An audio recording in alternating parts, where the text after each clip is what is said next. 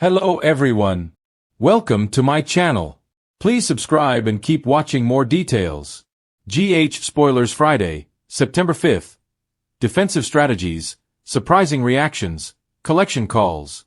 General Hospital Spoilers and Updates for Friday, September 5th. Tease Defensive Strategies, Surprising Reactions, and Collection Calls. Diane Miller, Carolyn Hennessy, goes over defensive strategies. Christina Corinthos Davis, Kate Monsey, floors her mother with a surprising reaction, and Anna Devane, Finola Hughes, makes a collection call. Defensive strategies. Diane is meeting with Sonny Corinthos, Maurice Bernard, at Café Sherry to go over defensive strategies. Make sure to check out our next week GH spoilers here. In the wake of Drew Cain's, Cameron Matheson, attempted murder, she asks Sonny who she should be preparing to defend.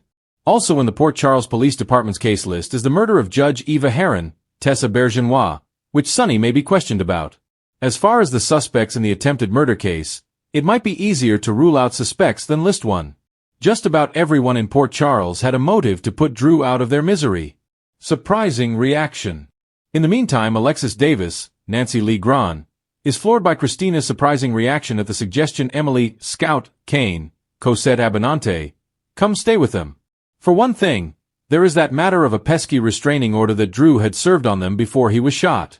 But on the other hand, even though he pulled through surgery, Scout's going to need her grandmother and aunts. But Christina is probably concerned about something else when she cries out, bringing Scout here would be the worst thing. She may be worried the inquisitive Scout may find their captive audience in the basement. Portia and Nina talk post-operation. Over at the hospital, Portia Robinson, Brooke Kerr, and Nina Reeves, Cynthia Watt-Rose, talk post-operation, where Portia was probably tempted to botch Drew's surgery. And she and Lucas Jones, Van Hansis, managed to save his life and remove both bullets. Whether Portia is talking about Drew's surgery or something else is a question, considering she remarks, so impossible, and yet so fortunate. Perhaps she means she pulled off the impossible considering her anger at and hatred towards Drew. And Drew is fortunate that she chose her Hippocratic oath over revenge. Off the record. In another area of GH, Lulu Spencer, Alexa Havens-Bruning, has come to talk to Willow Tate, Caitlin McMullen, about Drew, following her conversation with her uncle Martin Gray, Michael E. Knight.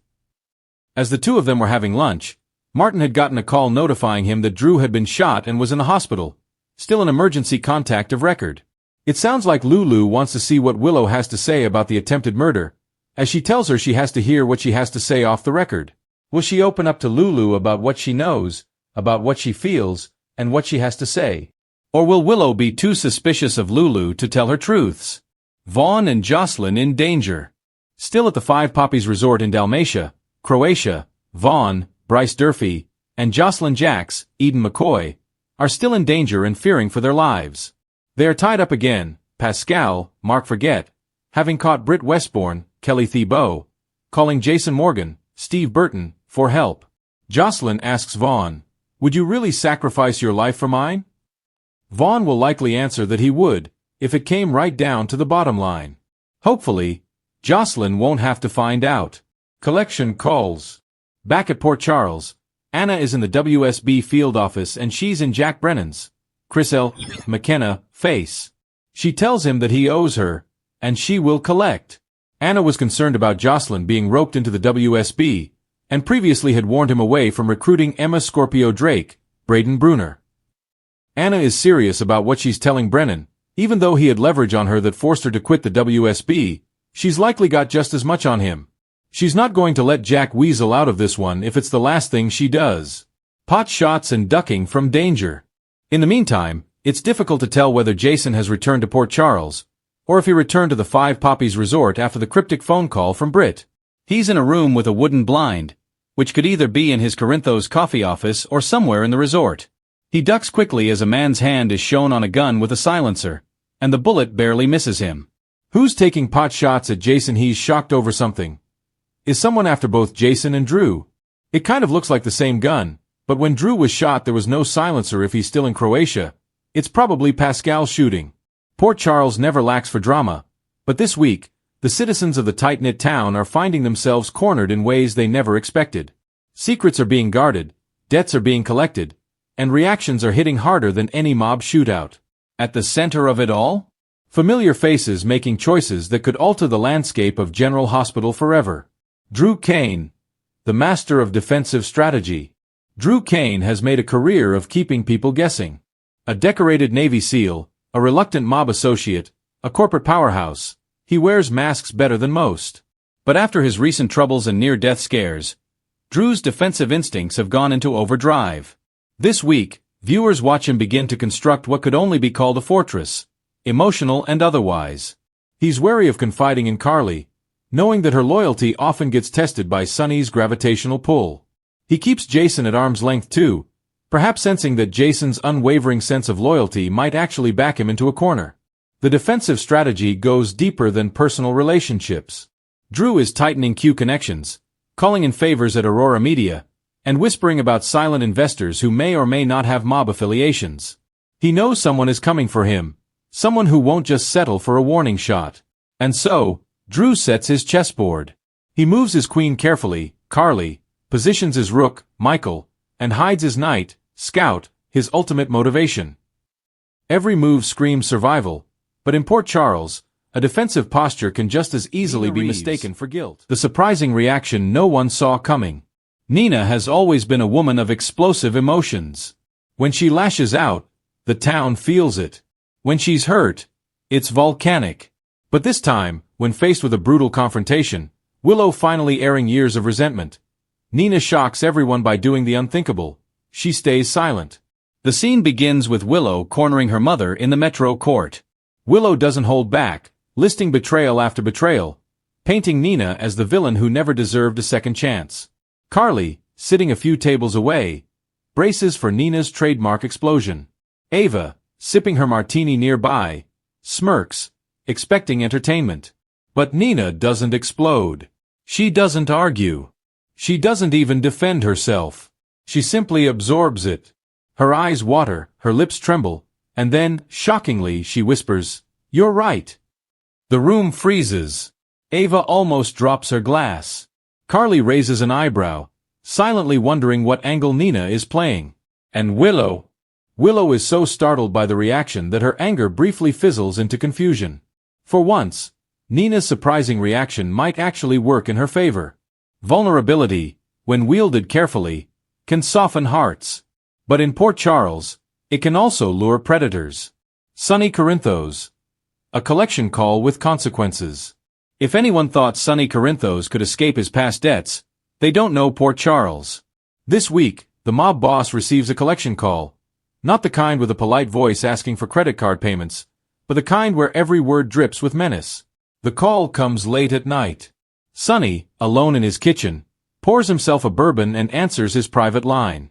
On the other end is a voice he hasn't heard in years, gravelly and deliberate. "You've been running tabs all over the eastern seaboard, Corinthos. Time to pay." Sonny stiffens.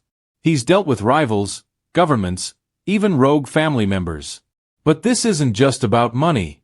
This is about reputation. If word spreads that Sonny Corinthos can't settle his debts, then the empire he built brick by brick will begin to crumble. The collection call sends ripples through the household. Dex overhears fragments of the conversation and realizes Sonny may be more vulnerable than he ever let on. Christina notices her father's distracted behavior and begins to worry he's sliding back into dangerous habits. And Carly? She's smart enough to know that Sonny's collection is rarely about dollars. It's about power. The million-dollar question. Who's really calling? Is it Brennan's associates making their move? Or an old enemy rising from the ashes, hungry for vengeance? Elizabeth Weber. Defensive strategies of the heart. While mobsters and tycoons play their dangerous games, Elizabeth Weber finds herself crafting defensive strategies of a different kind. After years of heartbreak, betrayal, and devastating loss, Elizabeth is tired of leaving her heart exposed. Her scenes this week are quietly powerful. She keeps Finn at arm's length despite his repeated efforts to rebuild their fractured connection. She encourages her sons to lean on her, but she draws invisible lines between herself and anyone else who dares to get too close. Then comes a surprise. Rick Lansing resurfaces, pleading for another chance at reconciliation.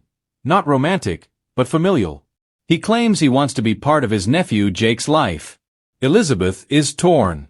Every instinct screams to slam the door, But something about Rick's persistence makes her pause. Her defensive strategy? She agrees, but only on her terms. Weekly visits, strict boundaries, and absolutely no manipulation.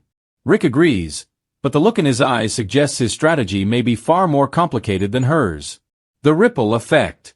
Defensive strategies, surprising reactions, and collection calls don't just exist in isolation. In a town like Port Charles, every action creates a ripple.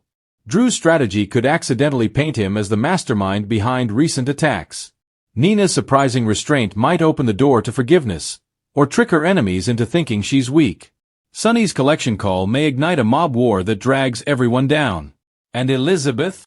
Her attempt to guard her heart could be the very thing that reopens it in ways she least expects. The final tease. By week's end, tension builds toward a climax that promises fireworks. A mysterious envelope lands on Jordan's desk, containing proof of someone's massive debt. Jason overhears a conversation that makes him question Drew's loyalties. And Ava, never one to miss an opportunity, begins plotting how she might use Nina's surprising new meekness to her own advantage. As for Sonny, the phone rings again. He answers, expecting another collection call. But this time, the voice doesn't demand payment. It simply says, checkmate. Collision General Hospital continues to prove why it reigns as the soap of secrets, strategies, and shocks.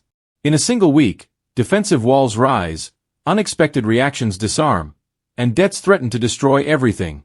And for viewers, that's the perfect recipe for addictive drama.